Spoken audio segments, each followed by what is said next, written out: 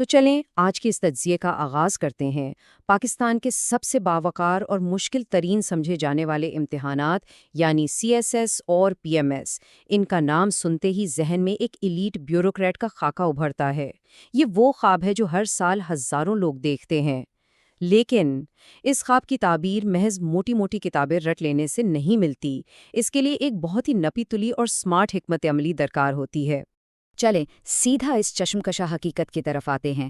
2018 کی FPSC examiner report کا یہ اقتباس پڑھیں تو واقعی رونگٹے کھڑے ہو جاتے ہیں۔ ممتحان صاف کہہ رہا ہے کہ مستقبل میں ملک چلانے کے خواب دیکھنے والوں کی اکثریت، جی ہاں اکثریت، درست انگریزی کا ایک جملہ لکھنے یا کوئی ڈھنگ کی دلیل دینے سے قاصر تھی۔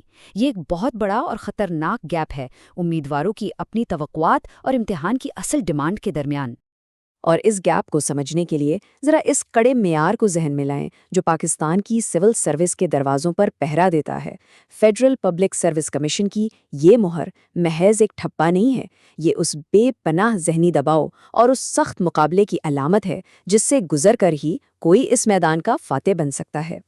اس تجزیے میں ہم اس پورے سفر کو 6 اہم حصوں میں بانٹ رہے ہیں۔ سول سروس کے خواب سے لے کر ایگزامینرز کی تلخ حقیقت، پریزنٹیشن کی اہمیت، مضامین کے سمارٹ انتخاب اور آخر میں نفسیاتی ٹیسٹ اور پینل انٹرویو کو کریک کرنے کے راز۔ یہ سب باری باری ڈسکس کریں گے۔ تو سب سے پہلے بات کرتے ہیں سول سروس کے خواب کی اور خاص طور پر PMS 2025 کے سنہری دروازے کی۔ ذرا ان تازہ ترین تفصیلات پر غور کریں۔ پروونشل مینجمنٹ سروس کے لیے پورے 80 عہدے یعنی سیدھا گریڈ 17 کی ایک شاندار کیریئر کا آغاز۔ 21 سے 30 سال کی عمر تک کا کوئی بھی امیدوار جس نے کم از کم سیکنڈ ڈویژن میں بیچلر کیا ہوا ہے وہ 5 جنوری 2026 تک اپلائی کر سکتا ہے۔ یہ اعداد و شمار بتاتے ہیں کہ مقابلہ کتنا زبردست ہونے والا ہے اور یہ موقع کتنا قریب ہے۔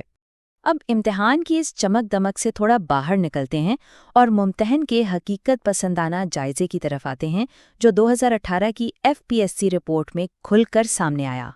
جنرل سائنس کے ممتحن کا یہ بیان حیران کن حد تک مایوس کن ہے۔ ذرا سوچئے، ملک کے سب سے بڑے امتحان میں بیٹھنے والے کچھ امیدواروں کو ایک سادہ سے قطب نما یعنی کمپاس کی سمتیں تک نہیں پتہ تھیں۔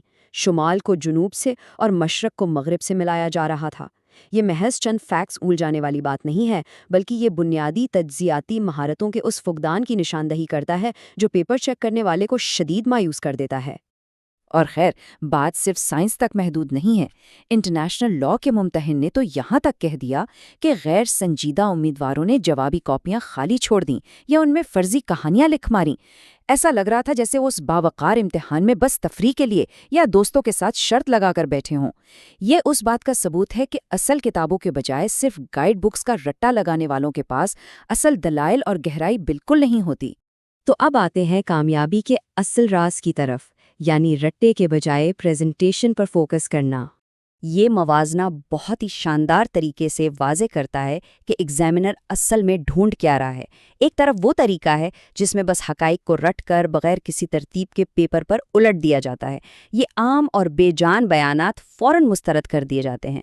دوسری طرف وہ مائنڈ سیٹ ہے جو واقعی گیم چینجر ہے، یعنی اپنے علم کو ایک منظم ڈھانچے، مربوط دلائل، بہترین ٹائم مینجمنٹ اور ایک پر اثر انداز میں پیش کرنا۔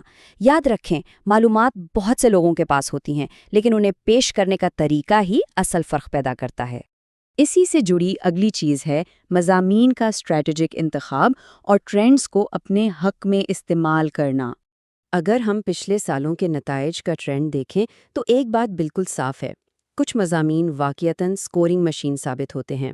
مثال کے طور پر علاقائی زبانیں، کرمنالوجی اور ماحولیاتی سائنس، ان میں ایک درمیانہ امیدوار بھی بآسانی 70 سے 85 نمبرز نکال لیتا ہے۔ دوسری طرف پولیٹیکل سائنس جیسے مضامین عموماً 50 اور 60 کے درمیان نمبر دیتے ہیں، لیکن اگر کوئی بغیر کسی خاص بیک گراؤنڈ کے ادب، خالص ریاضی یا جنرل ہسٹری اٹھا لے تو عموماً 50 سے بھی کم نمبر ملتے ہیں۔ تو مضامین کا انتخاب بہت سوچ سمجھ کر کرنا پڑتا ہے۔ اور اسی لیے بہترین امیدوار مضامین کا انتخاب صرف اپنے شوق کی بنیاد پہ نہیں کرتے، بلکہ وہ اوور لیپ کی سمارٹ حکمت عملی اپناتے ہیں۔ مثلاً پولیٹیکل سائنس کے ساتھ کانسٹیٹیوشنل لاء رکھ لینا یا انٹرنیشنل ریلیشنز کے ساتھ انٹرنیشنل لاء کا انتخاب کرنا۔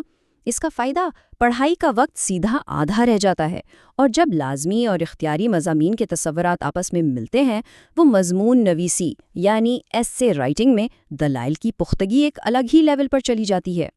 تحریری امتحان کے بعد باری آتی ہے نفسیاتی تشخیص یعنی سائیکولوجیکل اسیسمنٹ کی، جو کہ 2 دن کا ایک انتہائی کٹھن مرحلہ ہوتا ہے۔ یہ 2 دن دراصل شخصیت کا مکمل ایکس رے کر دیتے ہیں۔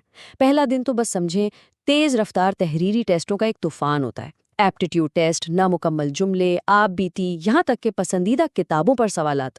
لیکن دوسرا دن مکمل پریکٹیکل ہے۔ اردو اور انگریزی میں گروپ ڈسکشنز ہوتی ہیں، پھر 8 منٹ کا ایک زبردست کمانڈ ٹاسک دیا جاتا ہے، اور آخر میں ماہرین نفسیات کا پینل بٹھا دیا جاتا ہے۔